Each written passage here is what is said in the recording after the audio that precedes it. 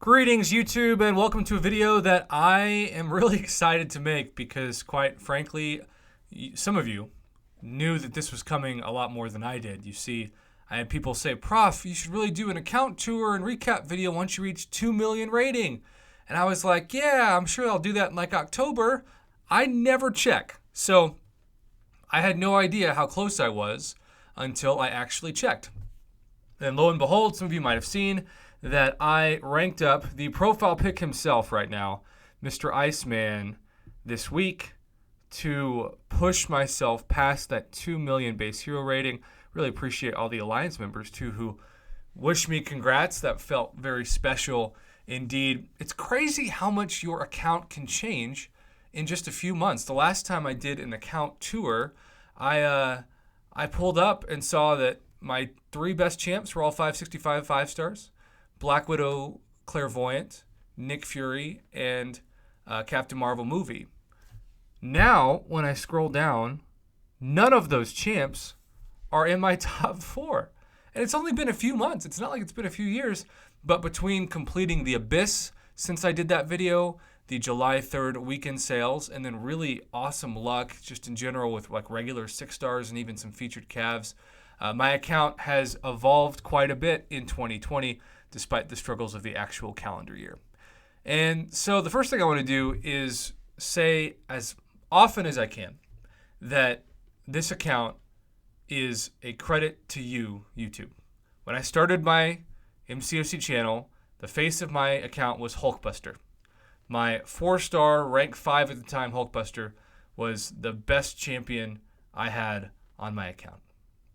Now, it's just crazy to think how far my account's come, but it's been largely, and I'd be a fool to somehow deny this, it's been largely because I've been able to turn the video revenue for ads every time you watch my videos, and obviously super chats, PayPal donations, etc., right back into purchases for the game.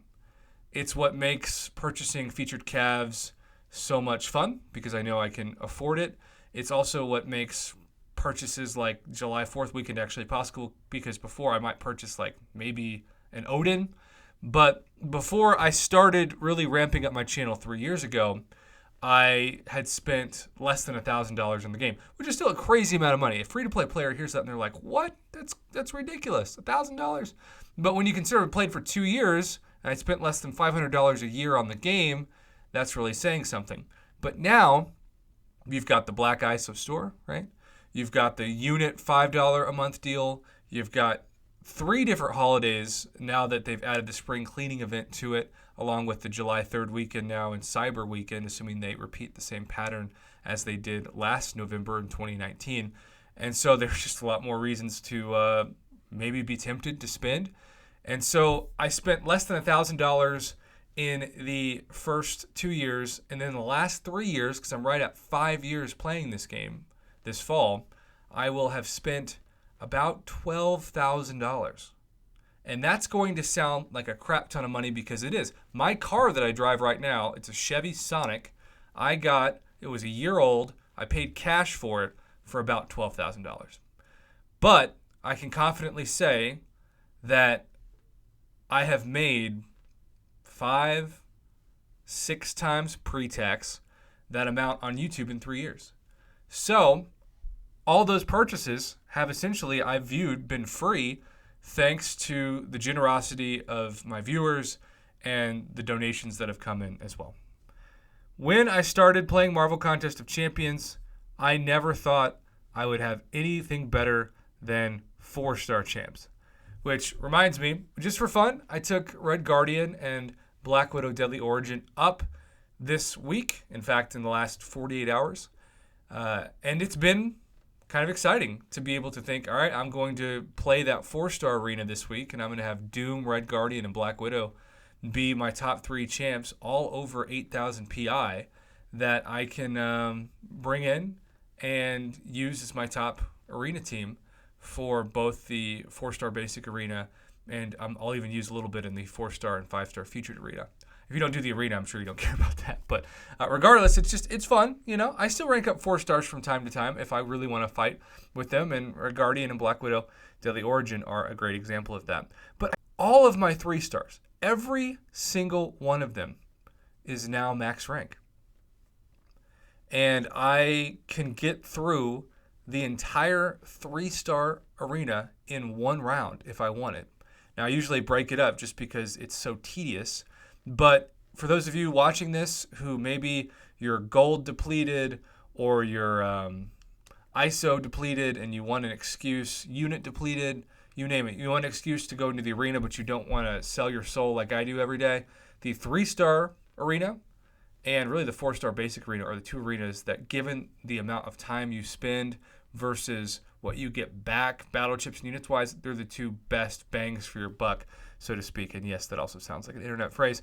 And for the most part, all my 2 stars are maxed out. I do have some that aren't yet because I save them for the level up event.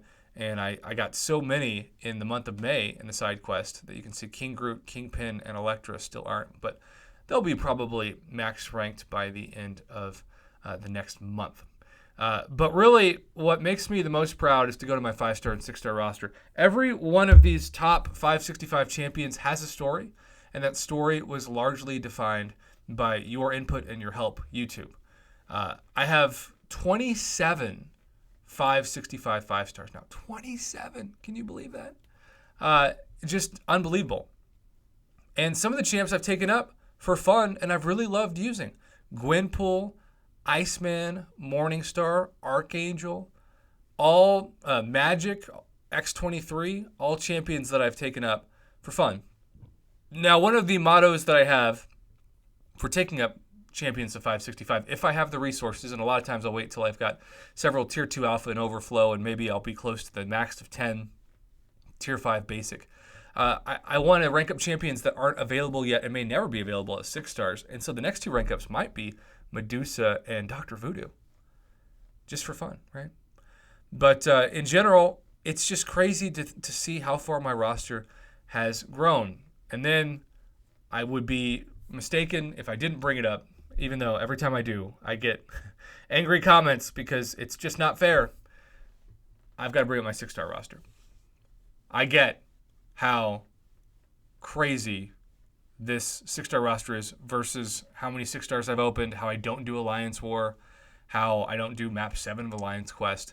And most of the pools you see in front of you that have such incredible power behind them was just straight luck, right? It was just landing crazy RNG rare champs in the 6-star basic or even a few times. Like the first time I got Dr. Doom, it was a 300 unit featured Cav where he was the sub-feature champion. I guillotined 2099 like twice in a month and didn't even know how to use her. I had to have my Battle Realm bestie, Katie Candy, kind of give me some ropes, especially in incursions. But the only bad luck I've had this year is that I have remained about 10,000 Tier 5 basic Callus fragments away from taking Corvus to rank 3. And after the July 4th weekend sales and purchasing every single Tier 5 basic Callus fragment option, none of them were cosmic. So still a little bitter about that, but I can't really complain. Also kind of shocking, I've got Ebony Coleslaw like twice in the span of 3 crystals between a Nexus crystal and basics. And he's got crazy high PI. So a lot of arena points, even if I don't enjoy using the shriveled up face that is Ebony Coleslaw. But regardless, I just want to say that the secret to me playing this game, because I have been close to being burnt out, and I have been close to walking away from YouTube several times. I get to a point sometimes where I ask, like, am I even making a difference? Is my channel helping people? Is it giving people a reason to smile or laugh? And that's why sometimes I try to throw in so many puns and like new references just to hopefully give somebody a reason to smile. And ironically, sometimes some of the biggest mistakes I've made have resulted in people reaching out to me saying, "Prof, thanks for publicly admitting you made a mistake and being vulnerable because I didn't make a mistake today. So you made me kind of feel better about my day." It's like, hey, if that can be my legacy in your life, so be it. At least I have one.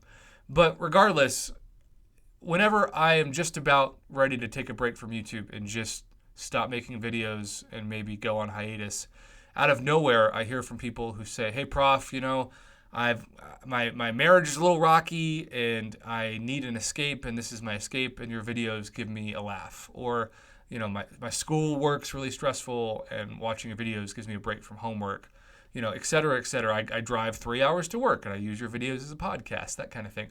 And so every time I hear those messages, I think, okay, maybe I'll keep going a little bit more and I'll just take it day by day. And I still take it day by day, For all I know, I could wake up tomorrow and I could just hit such an emotional, exhausting wall that I have to say, all right, I'm going to make a video letting people know that I'm not going to do any videos for the next month and I'm just going to take a vacation away. But for the moment, I'm still grinding every day, hence this video.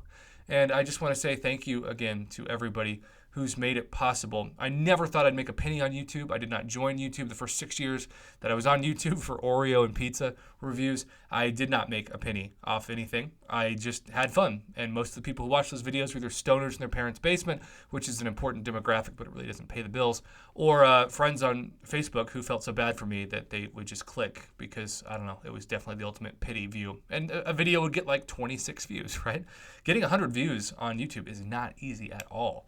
So when I realized that I could make enough to reimburse me for some MCSC purchases and even go for things I normally couldn't afford, that was amazing. And now I continue to save money to upgrade my phone for the first time in 6 years because I'm still using an iPhone 6s and other equipment, and then also be able to afford plane tickets,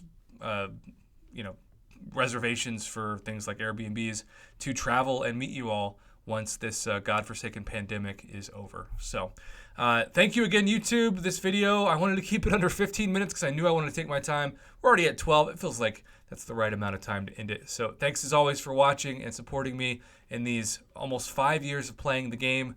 I hope and pray that my channel continues to bring you laughs, to bring you knowledge, and to hopefully bring you the escape from the stresses of this real world reality.